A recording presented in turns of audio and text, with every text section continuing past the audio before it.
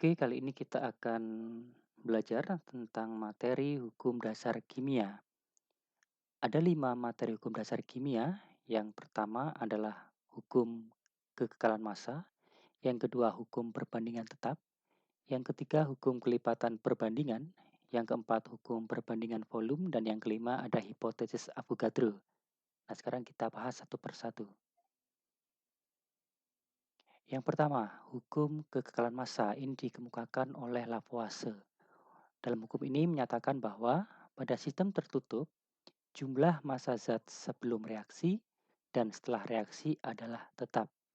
Nah, kenapa pada sistem tertutup? Ya, karena ada beberapa reaksi kimia yang melibatkan atau menghasilkan produk berupa gas, begitu ya. Nah, kalau kita buat suatu persamaan kimia secara umum, di mana A ditambah B membentuk C ditambah D, masih ingat ya, A dan B adalah reaktan, C dan D adalah produk. Maka dapat disimpulkan jumlah massa zat sebelum reaksi, yaitu massa A dan B, akan sama dengan jumlah massa zat setelah reaksi, yaitu massa C dan D. Nah, untuk lebih jelasnya, perhatikan contoh soal berikut ini. Sebanyak 10,8 gram logam aluminium habis bereaksi dengan gas oksigen dalam wadah tertutup menghasilkan 20,4 gram aluminium oksida. Menurut persamaan kimia, 4Al ditambah 3O2 membentuk 2Al2O3.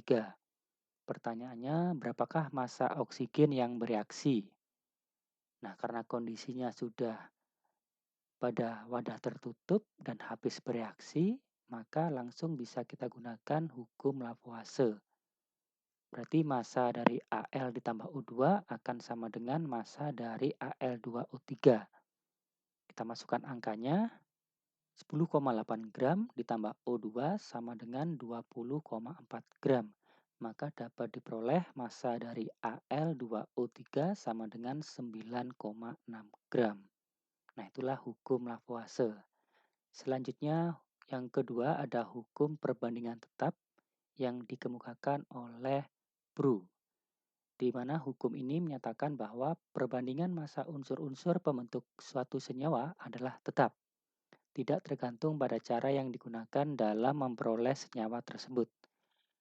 Nah, beberapa percobaan dilakukan oleh Bru, salah satunya dengan mereaksikan unsur hidrogen dan oksigen untuk membentuk senyawa air.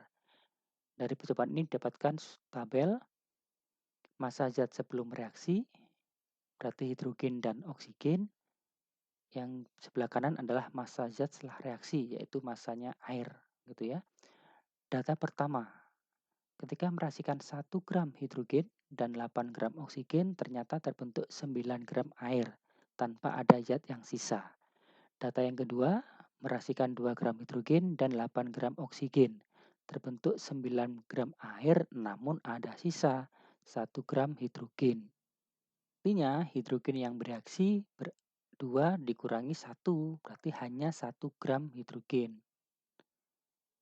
Yang data yang ketiga, meracikan 1 gram hidrogen dan 9 gram oksigen. Tetap terbentuk 9 gram air dan ada sisa 1 gram oksigen. Artinya oksigen yang bereaksi 9 kurangi 1 hanya 8 gram oksigen. Data yang keempat, 2 gram hidrogen direaksikan dengan 16 gram oksigen. Ternyata terbentuk 18 gram air tanpa ada sisa. Berarti pas. Kalau kita sederhanakan, 2 gram hidrogen dibanding 16 gram oksigen 1:8. Maka berdasarkan tabel di atas dapat diketahui bahwa perbandingan massa hidrogen dan oksigen untuk membentuk air akan selalu 1:8. Nah, begitu ya. Untuk lebih jelasnya, perhatikan contoh soal berikut ini. Perbandingan massa karbon terhadap oksigen dalam senyawa CO2 adalah 3:8. Nah, jika digunakan 18 gram unsur C dan 40 gram unsur O, tentukan. Yang A, massa senyawa CO2 yang terbentuk. Yang B, massa pereaksi yang sisa. Maka langkah pertama yang harus kalian kerjakan yaitu carilah massa reaktan yang habis bereaksi. Nah, caranya gimana? Dengan membagi massa unsur dengan angka pembandingnya. C itu 3, O itu 8. Nah, kita masukkan C sama dengan 18 dibagi 3. 18 ini massa dari unsur C ya. 3 ini pembandingnya, ketemunya 6. Sementara O 40 dibagi 8 ketemunya 5.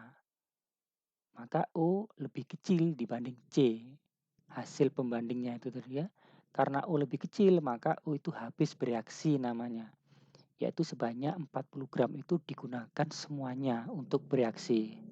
Nah, maka kalau O itu habis bereaksi, berarti C-nya akan sisa.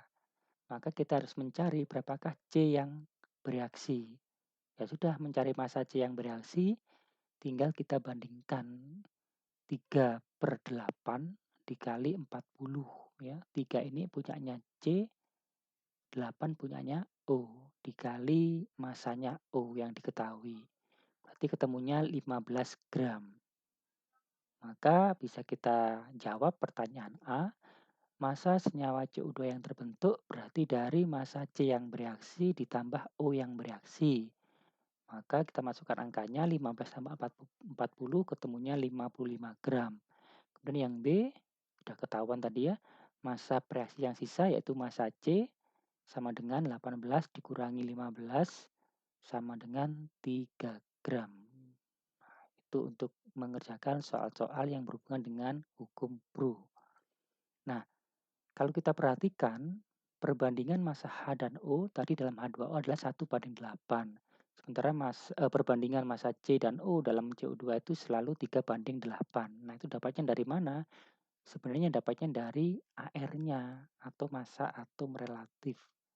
Nah, massa atom relatif ini bisa kalian cari atau kalian dapatkan dari tabel periodik unsur. Nah, ini yang mana? Nah, ini yang kita buleti ini. Nah, ini. Misalkan H 1,008, B 10,811. Nah, ini adalah sebagai AR-nya atau massa atom relatif. Nah, massa atom relatif itu sama dengan unsur atau punyanya unsur.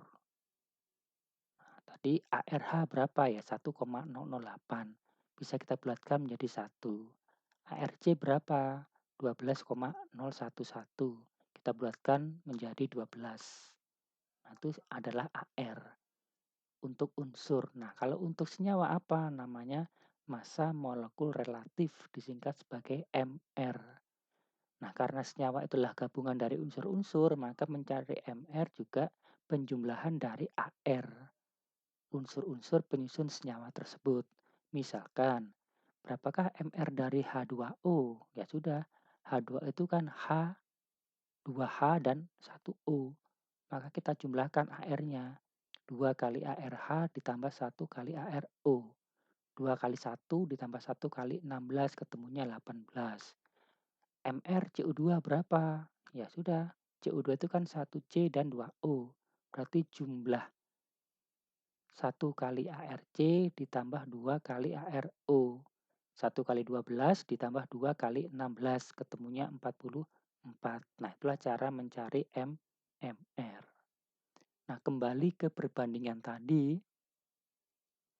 maka bisa kita cari perbandingan massa H dibanding massa O dari AR-nya.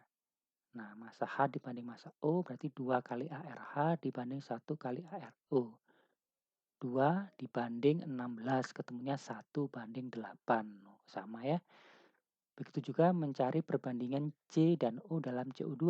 Ya sudah, massa C dibanding O sama dengan 1 kali ARC dibanding 2 kali ARO.